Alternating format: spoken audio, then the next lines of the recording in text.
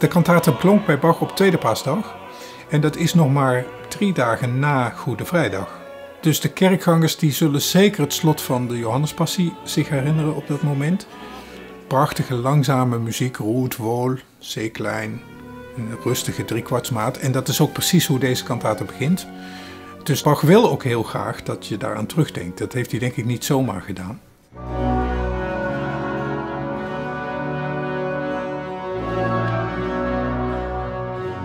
Twee leerlingen gaan naar Emmaus, lopen een beetje bezorgd die route en komen een vreemdeling tegen en ze praten dan natuurlijk over waar ze vol van zijn, namelijk alle gebeurtenissen uit de Passie.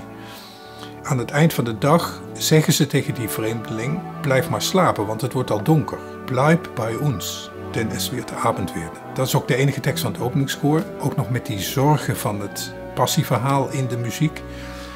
Maar ook vriendschap als kleur die daar in het verhaal klinkt. Het is een absoluut vriendschappelijke uitnodiging. Blijf maar slapen, want het wordt donker.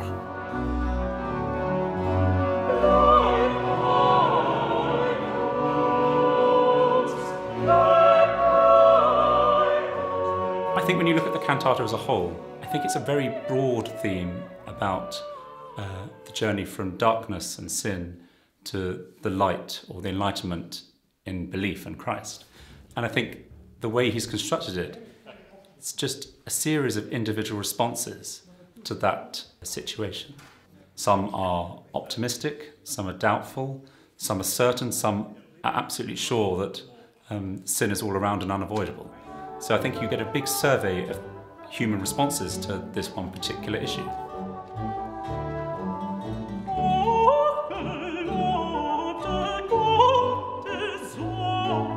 So the first thing we hear after the opening chorus is the alto aria.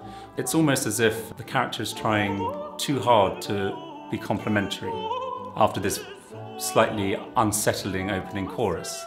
And it's very positive and it's very open, and it's a big gesture that seems to suggest confidence. And then we immediately go into the second half where the real doubt of this character is revealed and the darkness is creeping into his positivity as well.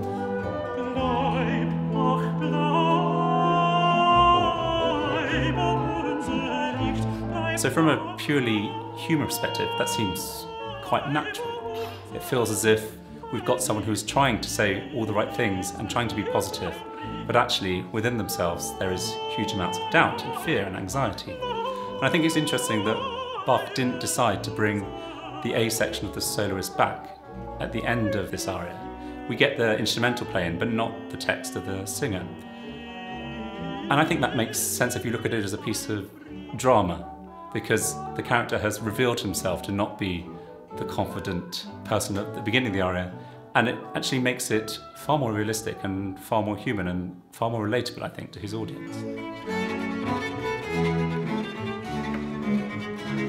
The aria that follows is the soprano chorale aria. Whilst the text actually remains fundamentally the same theme, this aria is full of optimism.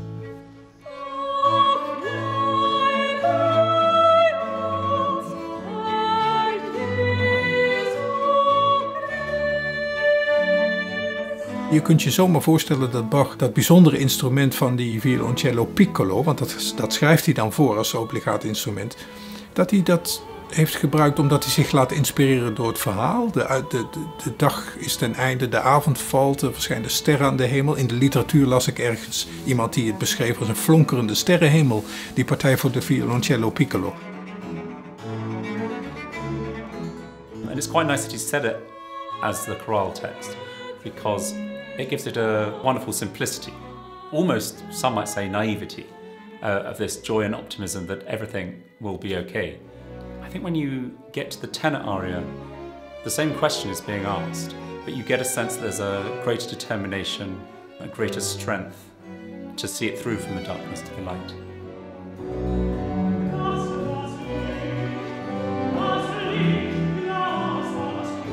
Letterlijk zegt de tenor in de tweede helft van zijn aria, lass nun das helle Licht scheinen.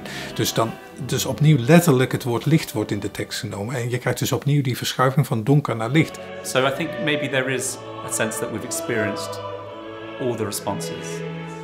And there is a determination at the end to go to the light.